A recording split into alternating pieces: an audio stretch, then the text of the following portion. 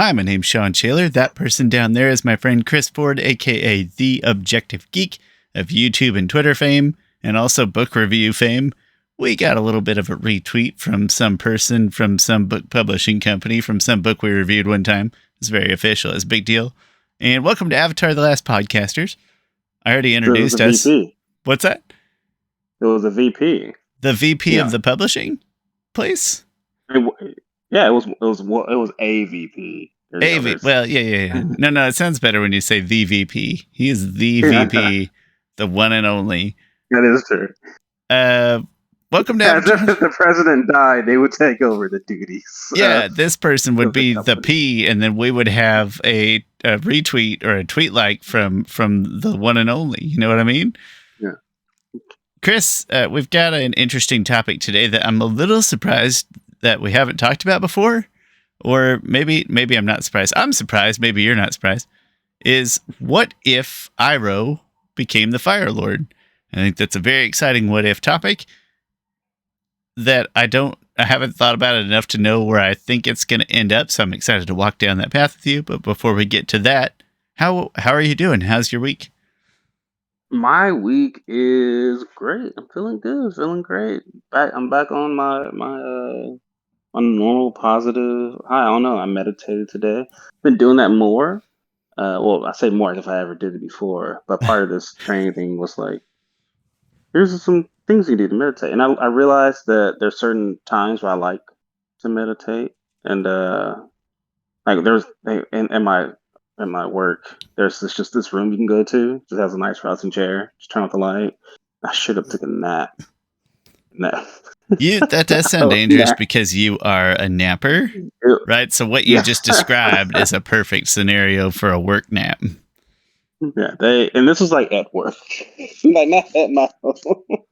Like, no one even comes to these rooms really, because one thing, there's not that many people in the office. No one's like, hey, I need to use this room.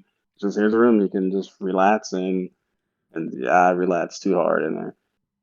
But yeah. I think you're just too good at sleeping for a meditation room. That's dangerous. That is true. I need to set an alarm. That's just warning you, man. I think, but it'll be okay. I'm back making custom action figures. Really excited about a lot of them. There's one in particular who's Bronze Tiger. It's a DC character. He's this black character who's really doesn't have like that. He's not a huge character, probably honestly a D-list character, but the thing is, he wasn't on my list of like customizations to do. I keep a long list. I keep a lot of lists of things. Do you use free Google Sheets for your lists? Because that's me and Heather's go-to place for shared lists of things. Not Sheets. I use another Google thing for it. Maybe Google Lists or something. Huh.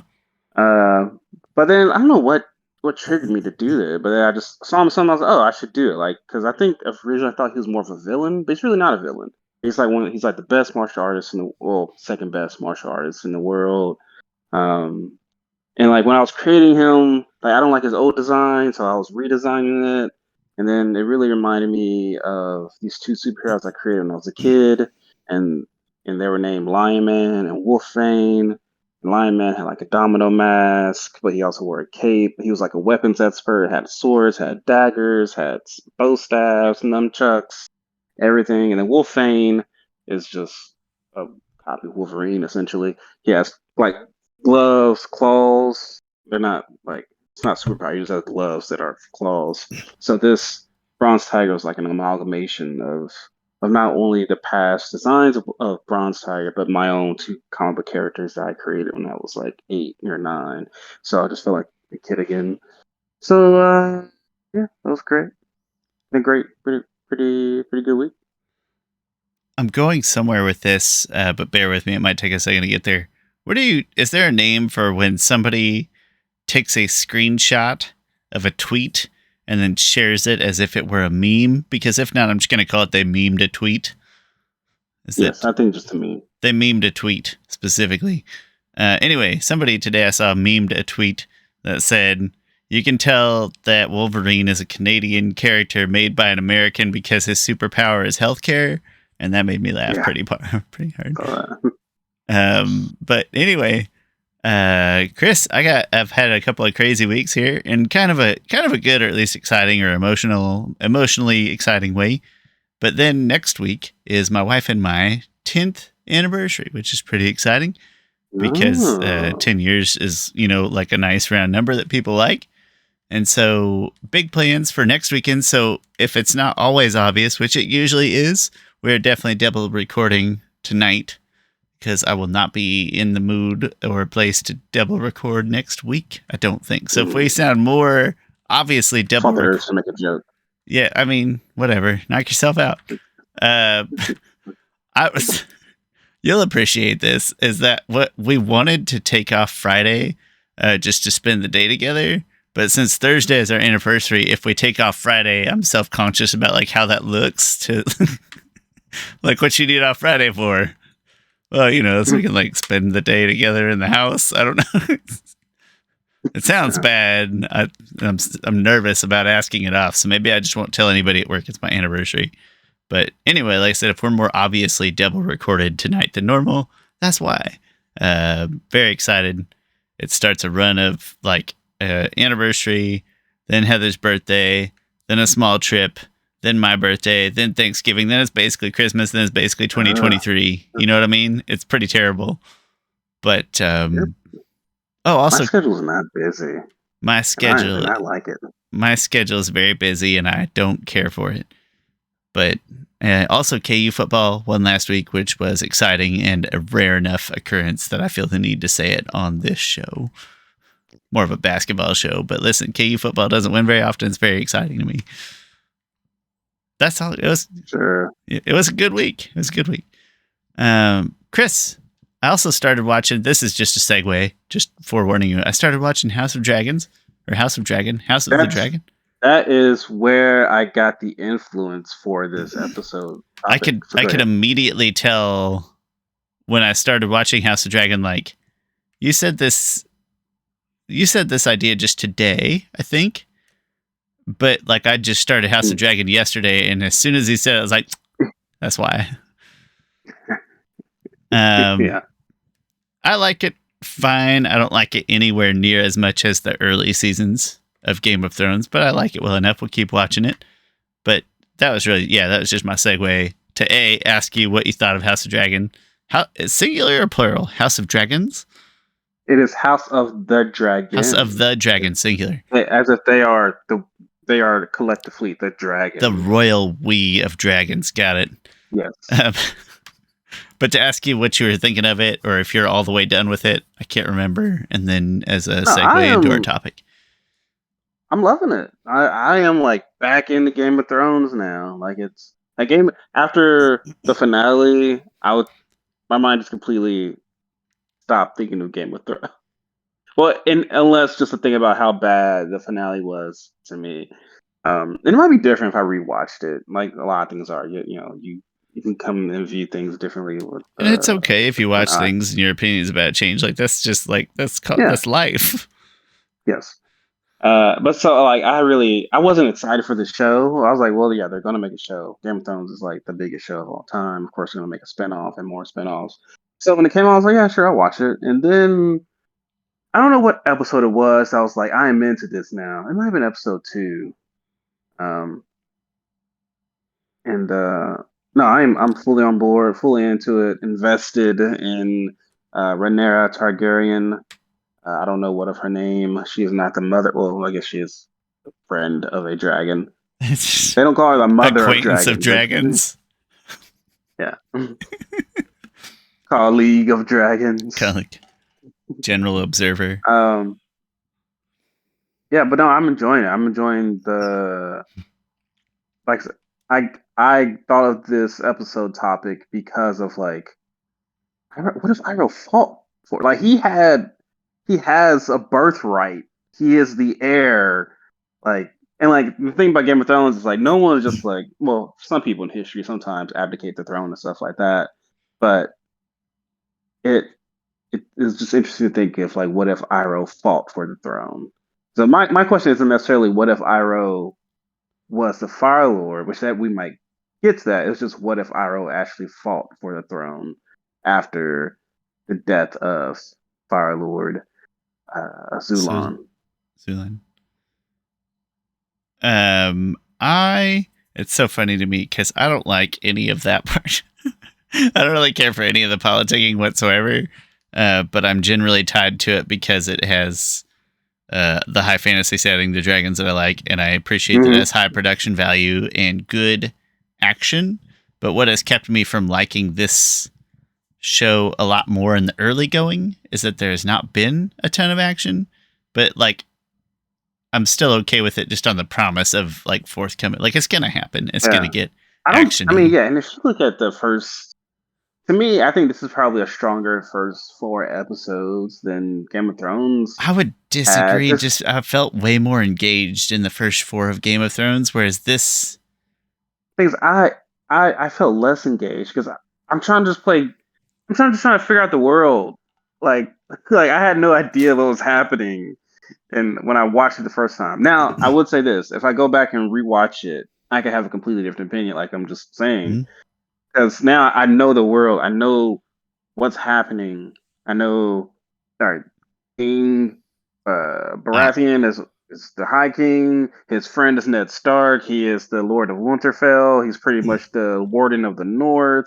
There's his Targaryens over here. There's a Dothraki over there, and stuff like. I just, as a person who didn't know, you're just kind of watching. You're like, oh wait, who are they? Who are they? So now, if you watch it again, you have a better understanding. And now I'm watching House of the Dragon. I have a better understanding of the whole world in general than I did when I first started Game of Thrones. What I like better about the OG over this in the early going, like trying to comp like first 4 or 5, I think I finished 4 episodes. Trying to comp roughly that is that it doesn't feel like we dove immediately into the politics. I mean, it was pretty early, but not like immediate. Whereas this one, like it kicked off. Right. It kicked off with politics right away, and I was like, "Well, that's the part I don't care about as much." But like I said, I'm still perfectly happy at sort of the promise of great production value action to come. Yeah, and the pacing is a little faster in House of the Dragon. Yes, it is absolutely because they're having all these time jumps, and that'll slow down too, though. I think, right? Like that was more of an early going. Yeah, they'll eventually jump like 6 years in the future. Like they they completely recast 2 roles, which is gonna be sad because I really like one of the characters that they're gonna eventually recast, and the actress is doing a great job. Interesting. Yeah, I'm not aware. That part is harder to. If you just watch the trailers, you can piece that together. That part's a little off, but then I think so this is based off of a book that George R. R. Martin wrote, and they're not deviating from it. And if they wanted to slow the pace, they would have to deviate from it and put stuff in there. But not that much stuff happened between this death and then this proposal or this wedding and this 2 years later. So makes enough sense. Like I said, I'm excited for totally different reasons than you are, but excited.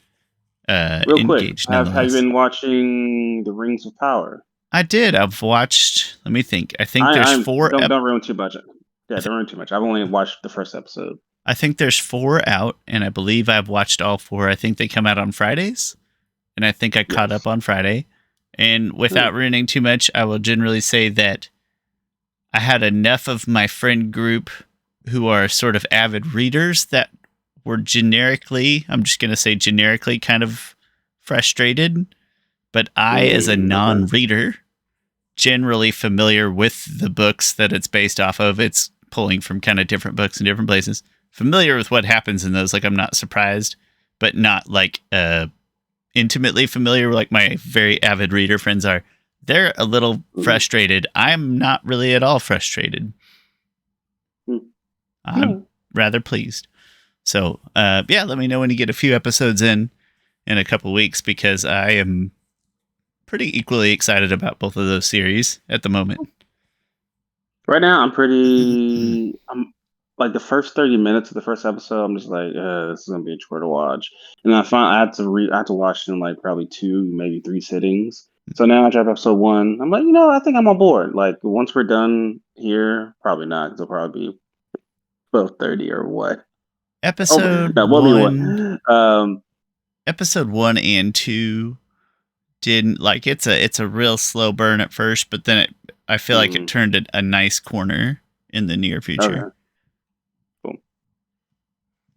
All right. And you'll be roughly in the same boat as me in terms of like the probably not reading. Right, the books, nothing. right, the books won't impact you, but I was gonna say I at least have enough sort of familiarity that I was wondering if that helped. Like I have enough familiarity to know kind of the ideas that we're pulling from here, and that's a good thing, but not so much to be disappointed in deviations. You moved your arm, and then I suddenly couldn't hear you whatsoever. That's weird. Oh, there we go. Now? Yeah, there's something just about. What is that's weird? Can you hear me? I can stretch it. Okay. I guess it's just my muscles flexing. It just broke this. No, because then I could hear you fine that time. That was weird. Maybe it was just a coincidence. Not my muscles. Not your muscles. Sorry, man. I mean, it could have been. I don't know. Yeah, let me know your thoughts on that next time. I'm curious to hear your feedback, and it's cool that both these shows came out at the same time. Yeah. And also like we're living in a weird like just peak of fantasy. Have you watched Sandman? I love the Sandman. I keep seeing stuff about it. I have zero idea what it is or what it's about. Do I need to watch it? I love it. I think it's one of the best. You said fantasy, but you didn't say high fantasy, so I'm worried about the lack of dragons involved. It's not high fantasy. I'm out. It's actually based off a DC comic. Okay. Called the Sandman, but like to me, it was so good. I went back and read the comics, and I do think they're better than the comics are, which helps because the writer, legendary writer Neil Gaiman, who wrote it, also wrote the TV show, so he's able to like make improvements and stuff. The book was like a landmark book that came out in like 1988 or something like that, really long time ago. What? You said that's an older character, an older DC character? Yes, yeah. I mean, he's still around. Well, technically not. But like, so. The world of Sandman is like there's these group of people called the Endless, and they're not necessarily gods, but they are the manifestation of certain ideas. Like so the Sandman is a dream. He is the god of dreams, the lord of dreams. So he's like when he makes people's dreams and stuff and their nightmares. He is the manifestation of dreams. I don't really call him a god because gods exist in this universe, but gods are like things that people worship and stuff, and gods are like creations of people in this universe. But they're real, but they're still beholden to people's beliefs. But like the Endless are not. They are the manifestation of these things. So there's death, there is there's death, there's desire, there's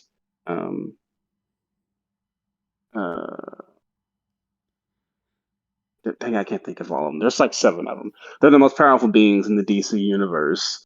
And it's weird because like I didn't know they were that connected to the DC universe, but probably not because anytime DC wants to use them, they have to get Neil Gaiman's permission to use them. So that's why they're not like around all the time. But it was a great series. The series doesn't really have any other DC influences in it. I mean, there's some Easter egg stuff in there, but it's not the book. That's itself honestly probably a good thing. It probably is. It's a great show. I highly recommend it. I loved it. I will consider. The first episode is probably the hardest watch because the character himself doesn't say anything. Like he says like a couple of things because he gets captured by these people and he's held captive for like years and years, and he purposely won't say anything to them. I appreciate that note because it's good to at least hear like, all right, first episode, just get through it, and then that's good. Yeah. 2 questions. Whatever happened to the Legend of Zelda Netflix series? Is that still a thing? Holy crap! I don't know. I'm nervous about that as a thing.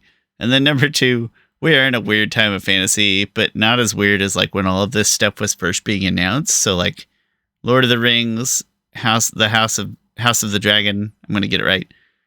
Legend of Zelda. Some people like to call it Hot D, which is a. And then randomly a live action series of that very mediocre Val Kilmer movie Willow. Like, and I just remember thinking when all this stuff was being announced, I was like, come on, what are you gonna do with that? I don't know. Yeah. I also don't care for this thing where we're like taking good movies and turning them into sort of mini series. Like, can we just leave good movies? I can't think of the example. Is it pretty recent? But it's like a good movie that just being remade as a mini series, and I thought that was like the movie was good. Leave it alone. Yeah, no, it's hard to. Anyway, that's just me complaining. Yeah. Regardless, just me whining. Anyway, Chris, speaking of Game of Thrones and lots of tangents, let's talk about Iroh and what would happen if he rightfully stuck his claim to the throne. Yes, we're talking Game of Thrones Avatar style. So, so the flashpoint here would be right. Everything happens the same as shown in the Zuko Alone flashback, the flashback within Zuko Alone, where Ozai goes to Firelord Azulon after Iroh's death, after Luton's death, and then Ozai goes to Firelord Azulon and says, "Father, like revoke Iroh's birthright, like making me your heir. I have children, make me your heir." And then he threatens to kill Firelord Azulon. Then pretty much tells him, "You don't know what true pain is. Why would I do that to my first son, Iroh, after he's lost his only son? I'm gonna make you feel the same pain." Which is like, now I'm gonna have you go kill your firstborn, Zuko, which Ozai was cool with it, like he didn't care. And then Ursa and him plotted, and she ended up making a poison kill Azulon. So that all still happens. So they still kill Azulon, and then the next day, because Iroh's probably still not in. He probably still wouldn't be on the way to the Fire Nation, and so Ozai would still be crowned Fire Lord, because that seemed to happen. It seemed to go like one day they get word that Iroh's son died, and Iroh has given up his siege on Ba Sing Se. Probably about a week or so later, Ozai then tells Azulon, tries to make himself the heir, and then like the next day, they kill Azulon, and then he becomes Ozai. Ozai becomes Fire Lord. So in this manner, Ozai still crowned the Fire Lord, and he's the one that comes up with the lie of like,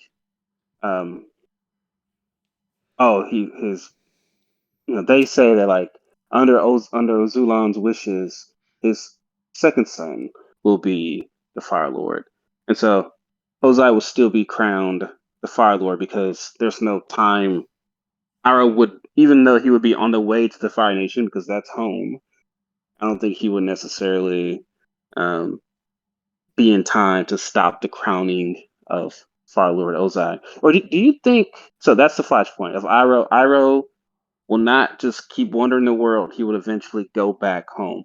Now, the question is, do you think he would go back home immediately after his loss of Ba Sing Se, or still travel the world and come back and then go after the throne?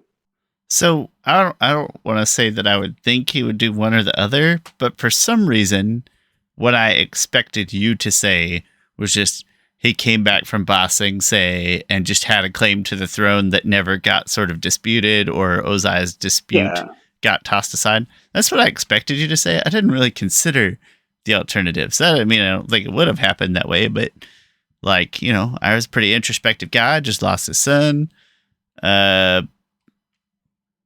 You know, what would have stopped him from doing that while what's his name was still like healthy and alive? I can't think of his dad's name. I think for the sake of this thought experiment, he would have to go. Like he can't spend like a year away. Like you get a week at most. Yeah, you get a Like bereavement once PTO. Once Ozai's been Firelord for a year now, it's like you can't just be like, nah, I want it back. I mean, maybe you could. Like, there's been stuff throughout history of people just, you know. But at that point, it's not necessarily like.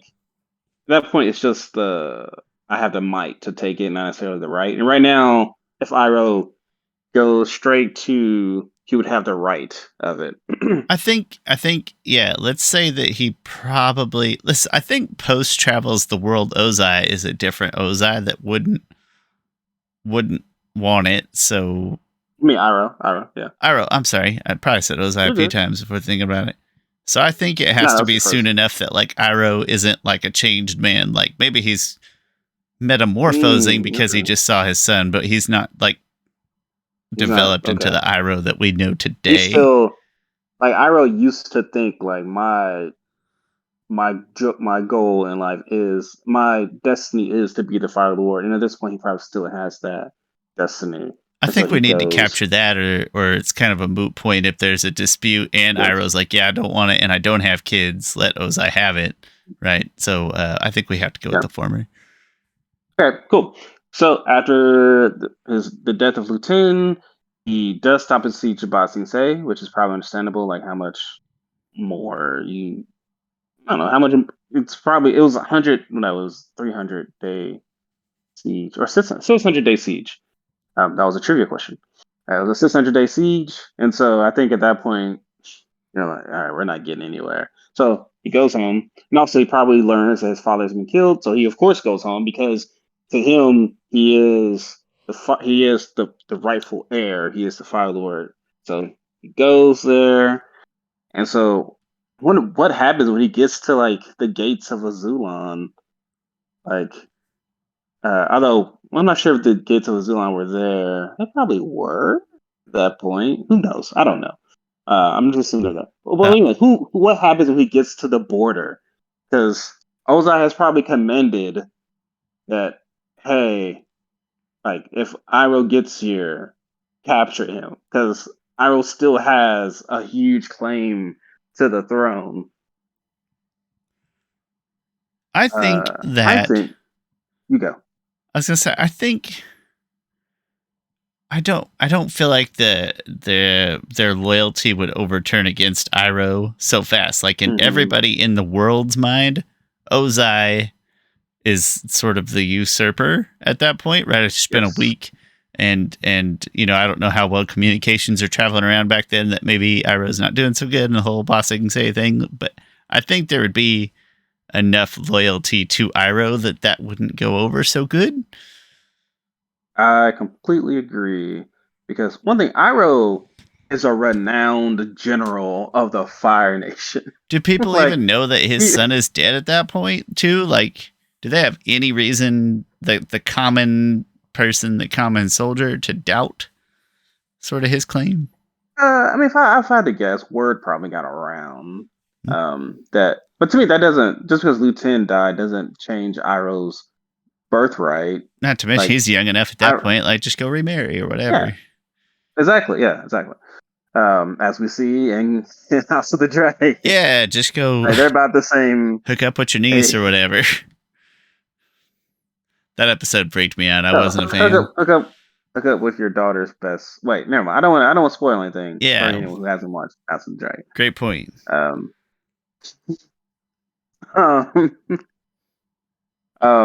Yeah. So one thing, I think Iroh will still have the loyalty and admiration of. Iroh was like renowned even in other kingdoms, like when the Yeah, Earth Kingdom called him, they're like, "Oh, this is the Dragon of the West." Like, you don't get the they title were the Dragon of the stoked. West. He's infamous, Chris. He's Yeah, infamous. Uh, and so I think when and he comes back, Ozai, I think he gets in whether Ozai likes it or not. I think he gets back into yeah, town at I think least. I think there's like this tough scene where like all these soldiers are like they're like the prince is arriving or General Iroh is arriving, and then they all get there, and one person, one big like in command general's like, we're under orders of new Interim Firelord head Ozai coach Ozai. to yeah to take you in, and then Iroh will stare at him, and he'll be like, "But he is," and another guy will be like, "But he is no our Firelord," and then they like part ways, Ooh, ooh, and then what? No, Iroh no, no, no. walks What through. if he was like, but what are the Fire Lord's orders? Oh, yeah, Ooh. that would Oh be yeah, sick. yeah. So the way it would go is like we've been we're under orders of Ozai to capture you when to take you in, and then of course Iroh then says, "But what? Yeah, like you said, what I are the Fire don't, Lords?" I don't And then he'll say, love, "We'll await your command." I don't love the implication that they already know that like Ozai is sort of publicly dissenting. I think it, I think that part, Well, I think that part comes later. I think they're just like, we're under orders from such and such Ozai to not allow anyone into the palace at this time. But then what are the, but I don't like the implication that Ozai is like saying, capture Iroh right now, like the public dissent. I feel like that climax comes later. okay, I get what you're saying. Okay, so like, So they're just like, no, but we're not to allow if I'm anybody to, or anybody who approaches the palace goes to jail. okay, so you're saying Ozai is more coy It's not like an with his assault yet. Like he's still back there feeling out if he's got support or loyalty to like fight something. yeah, okay. What's that, Steve? Um, Sorry, that would be people. also that would just be a really fun. That'd be a really fun scene to throw out there. Yeah. It's like a tense moment, and then Iroh's like, "Obviously, I'm gonna go inside. I'm very Yeah, sad so I and a mean, little so hungry."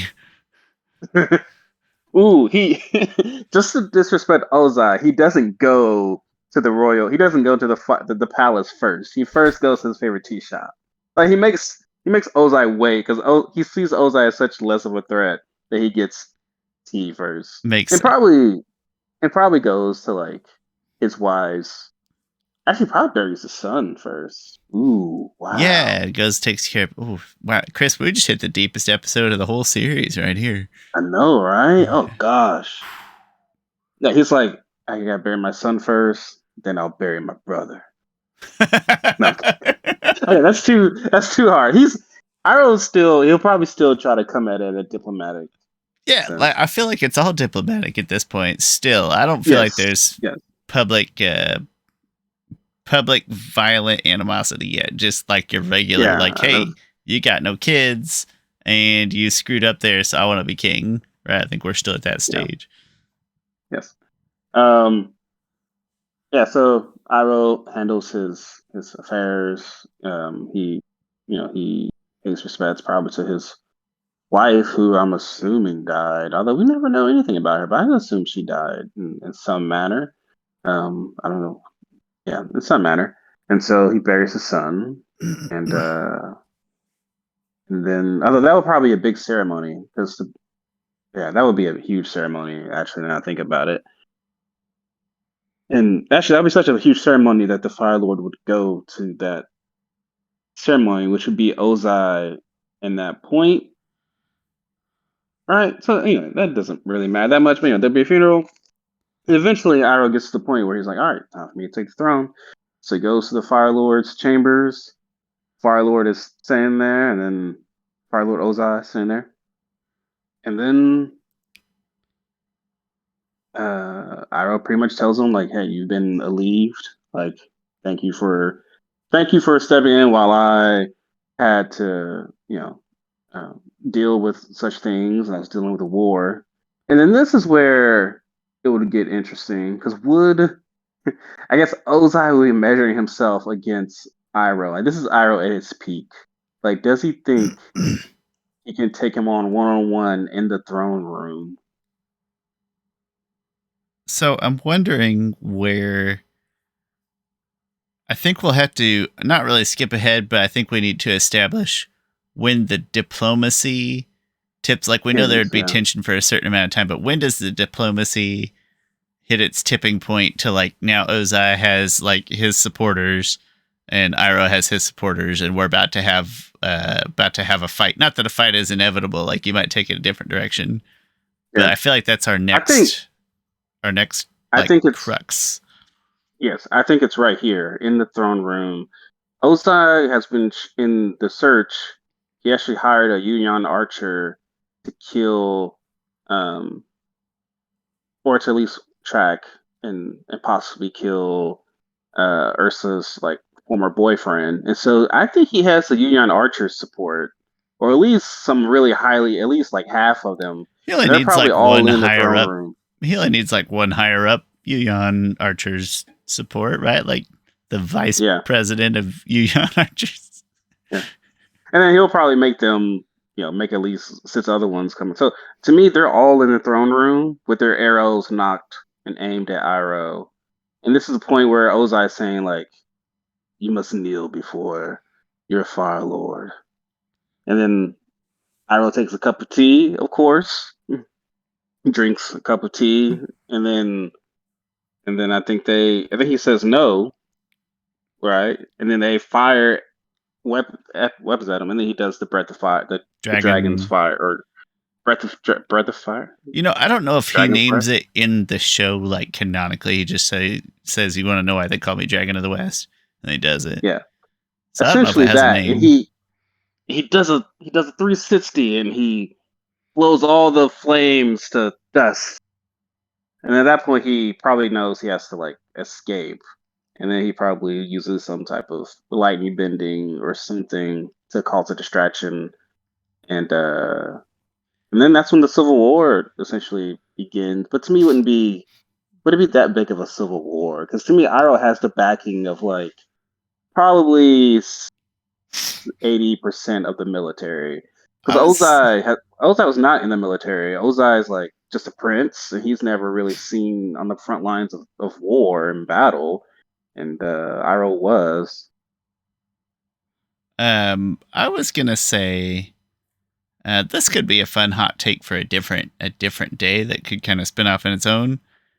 I think that like peak Iroh in like his emotionally charged state of rage and what he's coming back like I feel like it wouldn't be out of the question for peak Iroh and a couple of guards to take out all of the adversarial Yuan archers somehow with Mm, maybe previously unseen lightning bending or something like that.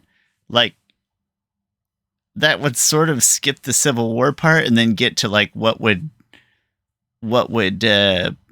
his reign be like as Fire Lord, and would the war still wage on? I don't know if that's more or less interesting, but like it would be kind of cool if Iroh just, oh yeah, I found out how to lightning bend, and then just ruins the whole room. I don't know that I yeah, like that though, because it does skip over the Civil War aspect. That maybe the Civil War stops the big war, right? The internal war stops the big war from happening, and Iroh becomes like a good Fire Lord or something.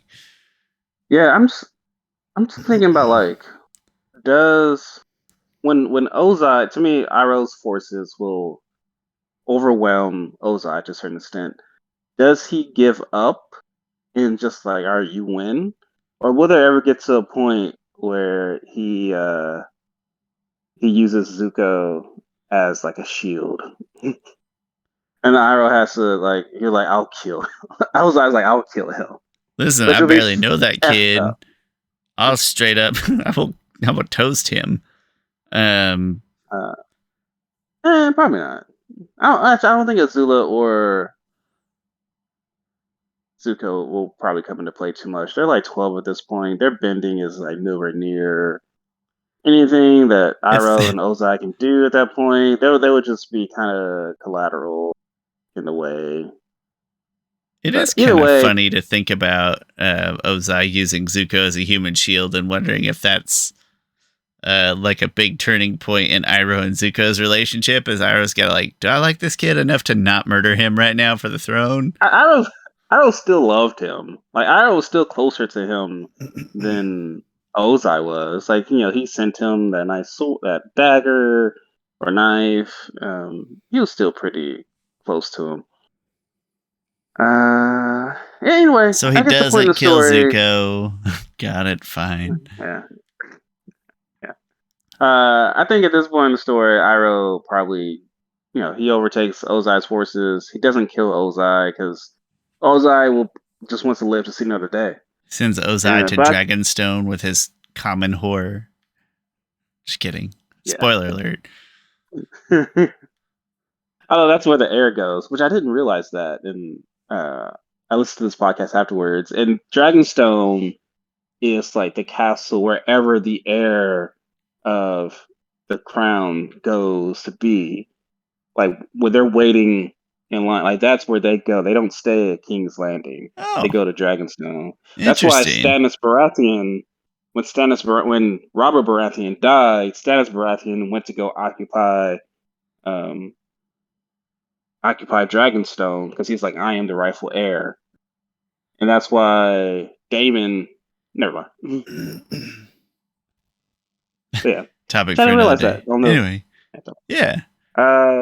But he probably just takes him. I think he would have to put him in jail. Like that's a coup. Like essentially that you tried to A pull little off, treasonous. and Yeah, agreed. yeah.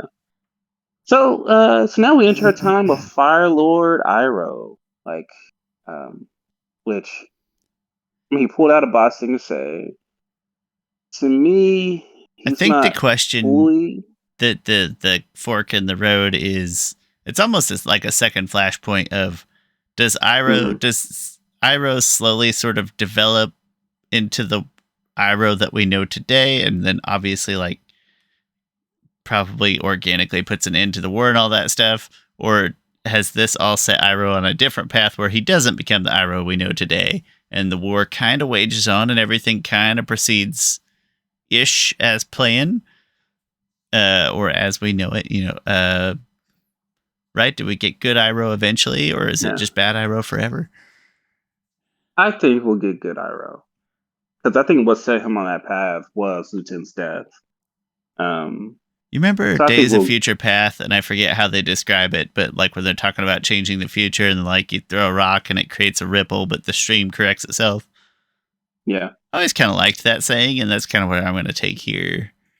Is that like, yeah, it was a different path, but the same ends of good Iroh, and then maybe putting his own stop to the war without, you know. yes, yeah. So I think he would like slowly redraw troops. He probably won't redraw occupation because that's you now go to the end of the 100 Year War where like it was so difficult to for Fire Nation people to come out of those colonies because they've been ingrained in those colonies for hundreds of years. Well, to me, you just force them to move, like whatever, like. But but to them, it's like I don't want to move. Uh, so now, if we go to so that all takes place about 3 years before the start of the series, which means Katara's dad and mom. Well, Katara's mom's still killed. She was about 8 when she was killed. So their mom's still killed. Their dad's still off at war, but he probably comes back because the war probably Ira probably puts like a slow end to the war by the time the start of the series is. So there's no more war.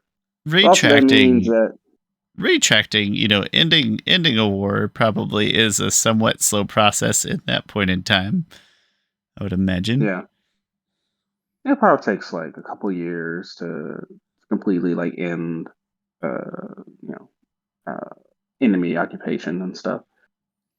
Um so yeah, so now we got Firelord Iroh in a not a peaceful world, but a world not at war.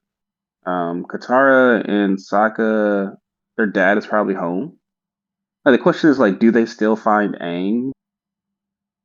Like they're kind of out there because they're.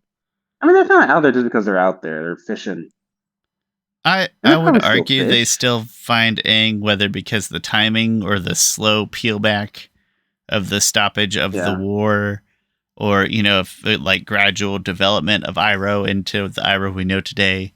Um, yeah. I would argue some combination of those things still leads to a relatively similar path of like, yeah, we uncover the Avatar because they could have been out there at any kind of any point. Just that Yeah. maybe Aang's path after being unfrozen would have been a little Now, the different. interesting is Zuko's life changes. Uh, so Zuko doesn't get burnt by his dad. He still doesn't know what happened to his mother unless Ozai gives that information up. Out of But prison, like he gives it on like a dad yeah, son prison visit. yeah. Although I think Ursa would no longer feel the threat of Ozai, and that's why she never came back. Because she, well, wait, no, her memories were wiped. She still wouldn't know, and Ozai wouldn't tell. So Zuko will still have that whole kind of in his life of not having the mother around. Um, yeah, so she wouldn't know. But at least Zuko wouldn't have been scarred from his father. I wonder, would he resent Iroh or would he accept Iroh fully? Like that's almost two sides also. Like you got your dad who's in jail and your uncle who's now the Firelord who put him in jail. And Azula, Azula's just plotting. Like Azula's trying to like Azula's dad's get like biggest stronger. supporter. Yeah. She's like leading the next coup. Um, Yeah, I'm exactly. gonna there again. I'm gonna default to the idea that like Zuko's path is different and it's more sans Iroh, and maybe his path even still somehow includes some kind of world travel, whether it's because of a new role or just because he's now Maybe he like the has prince of the Fire to. Nation.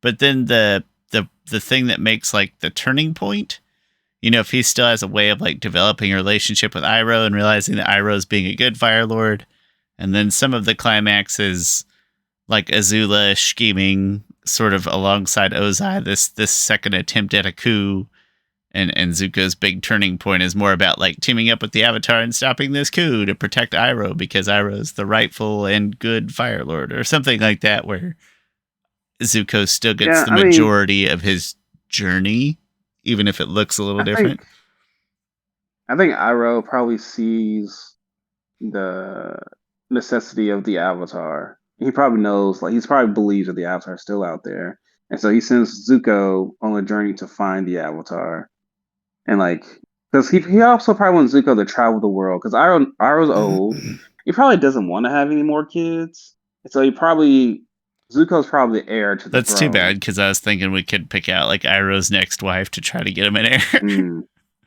But I don't know any No, I old don't Fire think. Nation ladies, so I don't know how far that thought experiment would go. Well, I don't think it'll be an old lady show. When you're trying to find the heir, you try to get That's true. I the, don't know many Fire the Nation young ladies of royal lineage.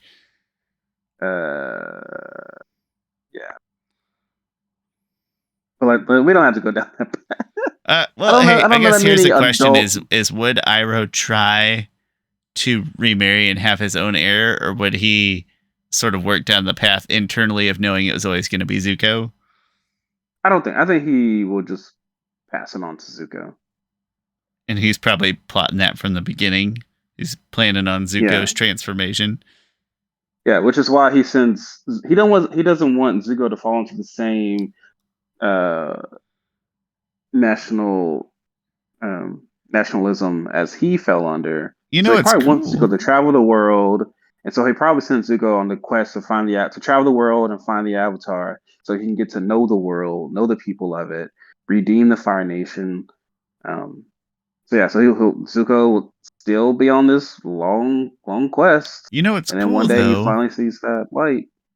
is so if Zuko like never gets burned, and he's kind of missing that transformative part of his life, So part of it's like, well, that changes his development a little bit, but the other part means that when Azula and Ozai approach him about like some kind of coup because he has Uncle's trust, that makes a pretty interesting little setup there of like, hey, we're your family and we know Iroh's the rightful heir, but he has no children. Zuko, you should be the next heir, and you got to help me get Dad out of prison. And he never actually set your face on fire, so maybe you still trust him a little bit.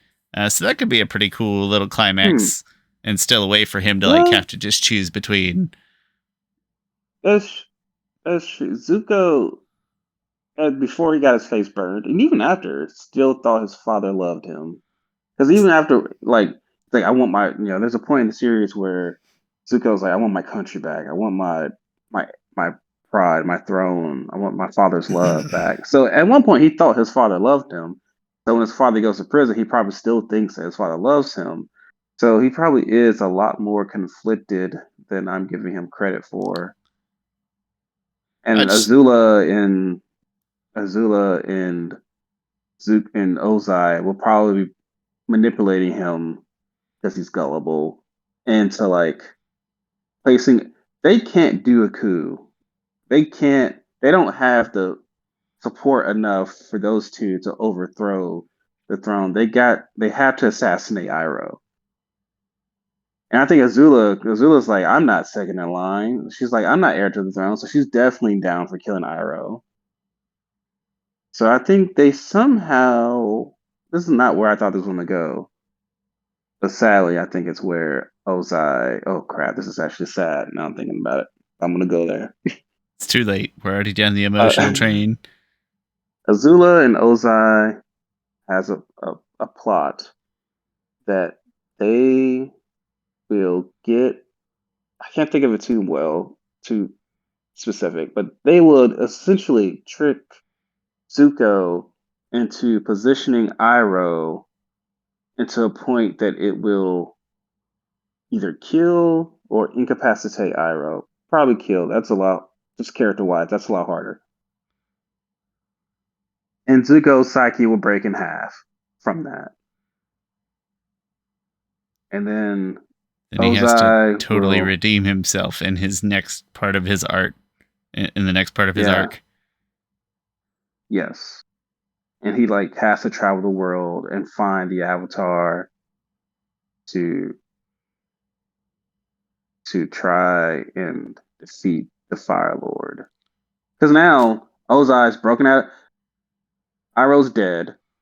Azula has Iroh's broken dead? Ozai. Or he's just compromised or had to flee? Nope. I'm going to kill Iroh. Chris. Damn. Because that's harder. That's a harder hit. And to me, that's the only way that Ozai can take the throne fully, is if Iroh is dead. Like, I thought they'd just chase him away and then be like, we can't find him. Guess I'm Firelord now. To me, they can't chase.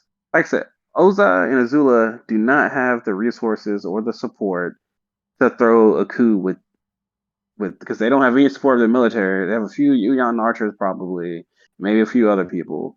But they have to kill. The only way that Ozai gets back on the throne is if Iroh is killed, because Ozai is the only other legitimate heir. Like, he is the only strong power. Like, they're not gonna let a 14-year-old be Firelord. Like, Ozai is the strongest one, and he's the biggest leader. He was previous Firelord. So I think, they're going to try and kill. They're going to kill Iroh, and they're going to trick Zuko into. It's similar to like how Simba, how Scar tricked Simba into getting his father killed. It's kind of beautiful, actually. It's a very nice parallel. Yeah. And then he goes away, and then he comes back and after.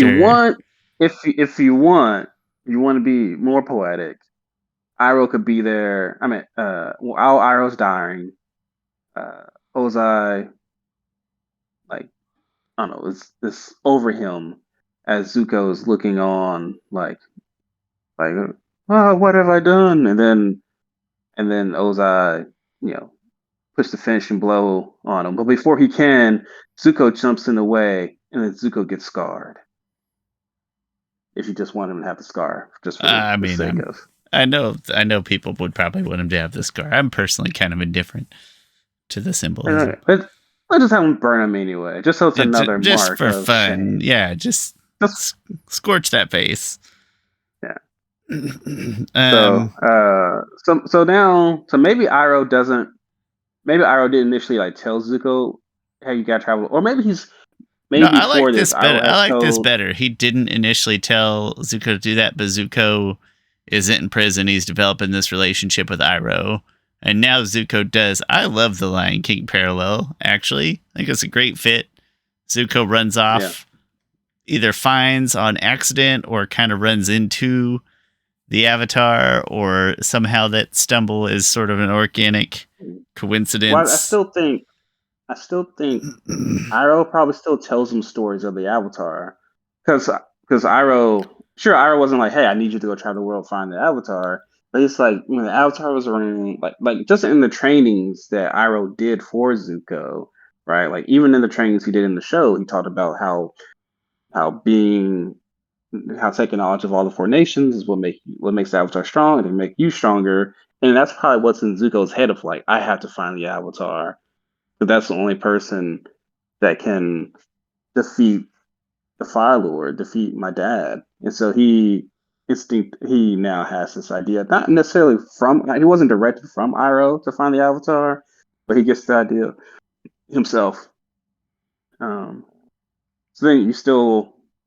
then the war starts back up. Yeah, the war starts back up just when they thought it was finishing.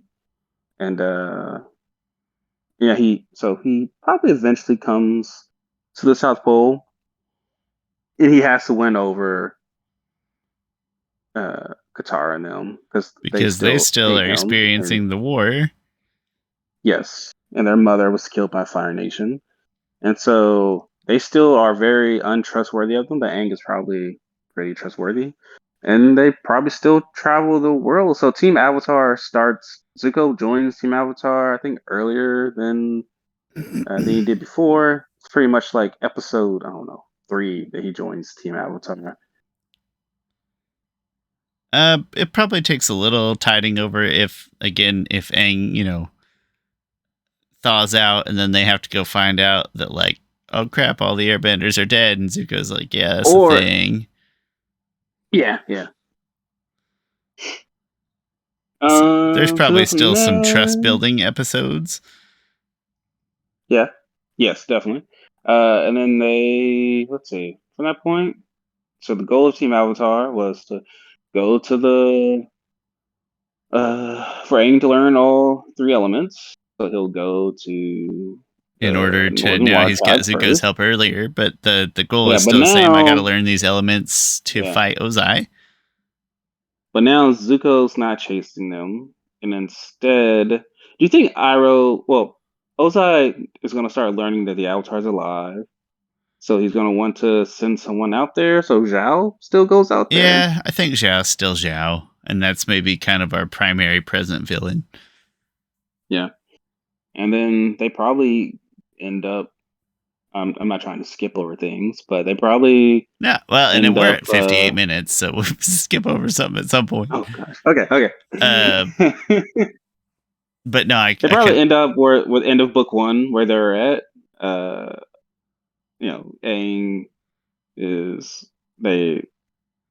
pretty much everything happens, but Zuko's on Team Avatar. It's shorter, and it's not quite as dynamic, like, to have Zuko not be the present villain and have Zhao be the present villain. That's a little less interesting, but maybe Azula gets involved sooner. Zuko's on Team Avatar sooner, but a lot of the similar-ish events still transpire, but maybe in a smaller timeline, a slightly more compact timeline. Yeah. And then when it comes to season 2, I feel like season 2 happens like almost exactly how it does. Like Zuko's not even the villain of season 2. Azula is, and all of that probably happens fairly similar to how it does. The very end episodes probably change because he already has a relationship with Team Avatar, but Yes. everything that Yeah. leads up to Oh that is yeah. probably. Sorry. Yes. The end of it changes completely. He probably does not, unless there's some way that Azula can be like, You would be the father. Firelord when father dies, Zuko. I think at Yeah. this Like point you're the heir. Zuko's He enlightened can't be. sooner, but Yes. I'd Yeah. be He willing to can't. accept like that Azula still gets off like a cheap crack shot at Aang and everybody thinks he's dead or something. I would still be okay with saying that that could happen somehow, Yeah. even without Zuko's flaky behavior. Yeah. And then season 3. Um, you know the biggest difference is that Iroh being dead doesn't get the Order of the White Lotus together. So Zula probably still takes Ooh, but what over. if that's like one of Iroh's secret teachings in his little relationship build with Zuko before Zuko leaves and Yeah, Iroh dies? Like I think maybe Zuko gets to be some White Lotus responsible. And then they sure. run into Why not? Piandao or I, somebody like that. I mean, well, so Zuko was already. Ooh, that's interesting. Zuko probably doesn't know that Piandao is part of the White Lotus, But Piandao but probably knows that Piandao, Zuko. but Piandao trained Zuko. Like Piandao and Zuko are they know of each other. Piandao trained Zuko Zuko, gets the squad to Piandao in the first but place. does Like, listen, but Sokka's does he? worthless, and we gotta. But the question is like, does Zuko trust Piandao? Like Piandao is a high ranking. You know what? He would. Yeah, they're I think he so would they're playing because Pasho or something, and Zuko does something, and he's like, Zuko makes some kind of play where Piandao's like, "Do you know White Lotus play?" And then Zuko just repeats something that Iroh used to repeat to him all the time, but he didn't really know yeah, the the meaning. He just secret repeats the this thing secret Iroh code. said. The secret code. Like we talked about with Yang Chen. Like Yang Chen wasn't a member, but But you had this to is open. almost the opposite. Like Zuko's just monkey repeating the code, and he doesn't even Oh realize what yeah, he's doing. And Piandao's yeah. like, "Yeah, you're in," and he's like, "In what?" Sarah Piandao was like, the gate is always open to those who knock. And it's like, what? What? I didn't do Oh gosh. Okay, anything, and fine. then Fine. He's I think Piandao's that's like, kind of a you didn't. You cool didn't. that's kind of a cool thing. Like he's just repeating this Yeah. thing that Iroh taught him, or like just said out loud a whole bunch, and then he just said it like nonchalantly, and then it came in handy and like led to part of this turnaround. Yeah. So the White Lotus still gets together because one thing, Bumi's still there. Paku's still there, There's and still also some I don't trust think issues, sure. they probably still run into John because Zuko's a fugitive, John John's a fugitive. I think of course they'll cross paths at some point. Um, and when it comes to the liberation of Ba Sing Se, I don't think Iroh was like absolutely needed for them to retake Ba Sing Se. I think he was needed for it. Um, so then you get to the finale. Aang probably still fights Firelord and the Earth Kingdom. Azula versus um, Zuko for the crown, and Zuko sort of has to reclaim his birthright, or his airness that Iroh gave him. Well, And now technically, once Ozai passes away, now he does like now technically it is his birthright. Like Iroh gave it to him, but then once he disposes of Ozai, it would still kind of be his anyway. yes, yes, yeah. So maybe the show ends up like kind of right where it was, but Iroh is killed. I think this time around, does Ozai even does after because Aang's not gonna kill Ozai, but after Ozai's in jail and his been taken away, does Zuko even let him keep living? I guess is the biggest question. But Yeah, he I probably mean, I will, think so. Because then Ozai would be like, "Don't you want to know what happened to your mother?" And then yeah, and then he will. eventually just still let him live because he still needs to find out what happened to his mother. I think the end plays out relatively similar. And I think that what we've cobbled together would have been a pretty passable, I think I appreciate the real interpretation of what happened better in terms of Zuko's full journey and Iroh's full journey, but I think that what we cobbled together would have still made a very entertaining story arc.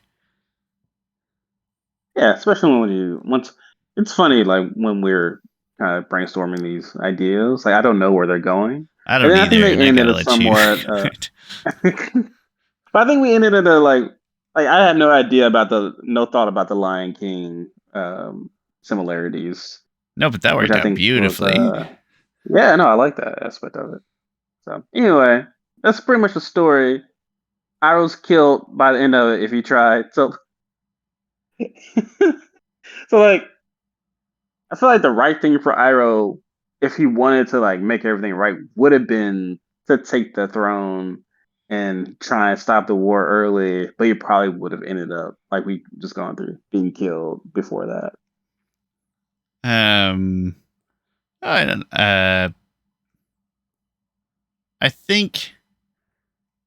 I think things are a little more concise in our way as well. I think things happen a little faster, more things get thrown out, which is maybe another negative. But but overall, there's just less conflict throughout. Yeah, there's fewer transformations within the time frame of the show to have a show about. So that's probably a negative. But big picture, it still feels like a legitimate proposal. Yeah. Well, Chris, final thoughts. Sorry, I had to kill Iroh. That's the final. Had to kill. That's messed up, man. That made this a failure. You killed Iroh. Not the story, Chris. You did it. I have a video idea that I know will probably be my most unpopular video, and it's just let's be real about Iroh. You're gonna kill just Iroh going in a over video. all the gonna more so character assassinate him, and it'll get the most dislikes. It would, but I probably won't do it because I don't make videos anymore. So I say that as if I've decided not to make videos anymore, but I still get the itch.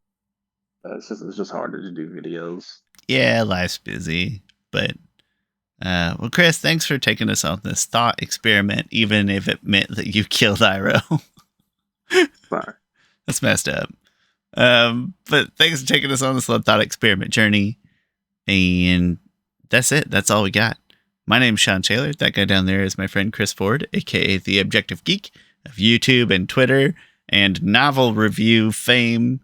We are Avatar The Last Podcasters. I'll put all the... I'm going to get a job at Abrams Books now. Well, no, you can't, because then you're biased. You have to remain external to Abrams Books. I'm sorry, man. That's not how it works. But what if they offer me double my salary and I could work from home just here? Just to review their books from the inside? No, not to review. I do other business things, Shawn. I was like, Chris, how's this going to work? It's so on magazine covers or movie covers where it's Times Magazine says it's great. On the front of the Abrams Books covers, it'd be Chris Ford of Abrams says this is all right. Yeah. Abrams says we liked it. Anyway, I mean analysis and business things, that's definitely marketing, the stuff that's my actual job. That sounds more logical, actually. Yeah, but anyway, I'll put the contact details down in the description, just like always. Thank you so much for watching, and we'll see you next time.